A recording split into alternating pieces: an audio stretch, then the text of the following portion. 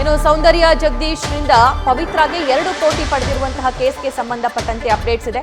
ಈ ವಿಚಾರವನ್ನ ಬಹಿರಂಗ ಮಾಡಿದ್ದೆ ಪಾಲುದಾರ ಸುರೇಶ್ ಅವರು. ಈ ಬಗ್ಗೆ ಪೊಲೀಸರಿಗೆ ದೂರು ನೀಡದ ಪಾಲುದಾರ ಸುರೇಶ್ ಇನ್ನು ಕಂಪ್ಲೇಂಟೇ ಕೊಟ್ಟಿಲ್ಲ. ತನಿಖೆ ಹೇಗೆ ಮಾಡೋದು ಅನ್ನೋದು ಪೊಲೀಸರ ಪ್ರಶ್ನೆ ಆಗಿದೆ.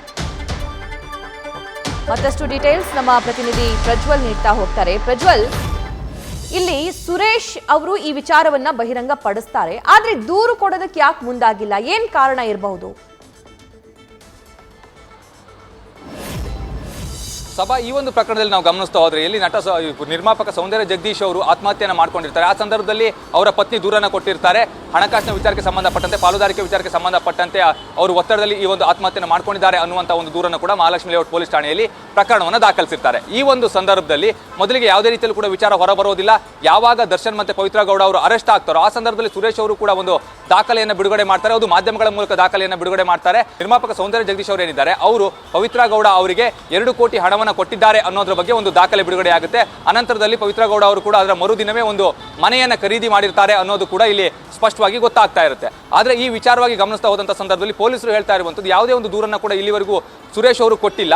ಮಾಧ್ಯಮದಲ್ಲಿ ಬಂದ ನಂತರದಲ್ಲೇ ನಮಗೆ ಗೊತ್ತಾಗ್ತಾ ಇರುವಂಥದ್ದು ದೂರನ್ನು ಕೊಟ್ಟರೆ ನಾವು ಕೂಡ ತನಿಖೆಯನ್ನು ಮಾಡ್ತೀವಿ. ಆದರೆ ಸದ್ಯದ ಮಟ್ಟಿಗೆ ಯಾವುದೇ ದೂರು ಕೂಡ ಇಲ್ಲಿ ದಾಖಲಾಗ್ತಾ ಇಲ್ಲ. ಇನ್ನೊಂದು ಕಡೆಯಲ್ಲಿ ಅವರಿಬ್ಬರ ನಡುವೆ ಯಾವ ರೀತಿಯ ವ್ಯವಹಾರ ಇತ್ತು ಅನ್ನೋದ್ರ ಬಗ್ಗೆ ಕೂಡ ಸ್ಪಷ್ಟವಾದಂಥ ಒಂದು ಮಾಹಿತಿ ಇಲ್ಲ. ಇಲ್ಲಿ ಸೌಂದರ್ಯ ಜಗದೀಶ್ ಅವರು ಏನಾದರೂ ಬೇರೆಯವರ ಒಂದು ಅಕೌಂಟಿಂದ ಅವರಿಗೆ ಹಣವನ್ನು ತೆಗೆದುಕೊಟ್ಟಿದ್ರು ಅಥವಾ ತಮ್ಮ ಅಕೌಂಟಿಂದ ಹಣವನ್ನು ತೆಗೆದುಕೊಟ್ಟಿದ್ರು ಅಥವಾ ಸಾಲವನ್ನು ಕೊಟ್ಟಿದ್ರ ಅನ್ನೋದ್ರ ಬಗ್ಗೆ ಕೂಡ ಎಲ್ಲೂ ಸ್ಪಷ್ಟವಾದಂತಹ ಒಂದು ಮಾಹಿತಿ ಕೂಡ ಇಲ್ಲ. ಅವರ ಕುಟುಂಬಸ್ಥರನ್ನ ಕೂಡ ಸಂಪರ್ಕಿಸಿದಂಥ ಸಂದರ್ಭದಲ್ಲಿ ನ್ಯೂಸ್ ಫಸ್ಟ್ ಅವರು ಕೂಡ ಇದ್ರ ಬಗ್ಗೆ ನಮಗೆ ಸರಿಯಾದಂತಹ ಒಂದು ಮಾಹಿತಿ ಇಲ್ಲ ಅನ್ನೋದನ್ನೇ ಕೂಡ ಹೇಳ್ತಾ ಇರುವಂಥದ್ದು.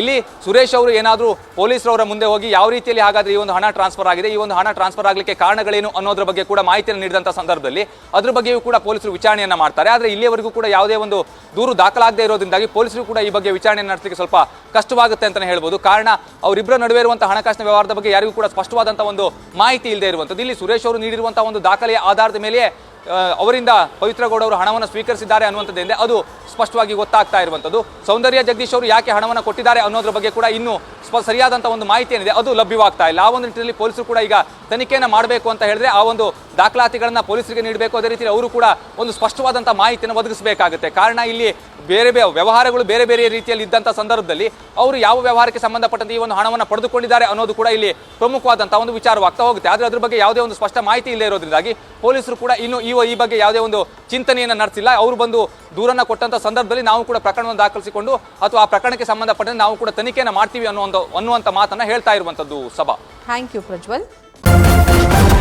ನ್ಯೂಸ್ ಫಸ್ಟ್ ನಿರ್ಭೀತಿಯಿಂದ ನಿಮ್ಮ ಪರವಾಗಿ.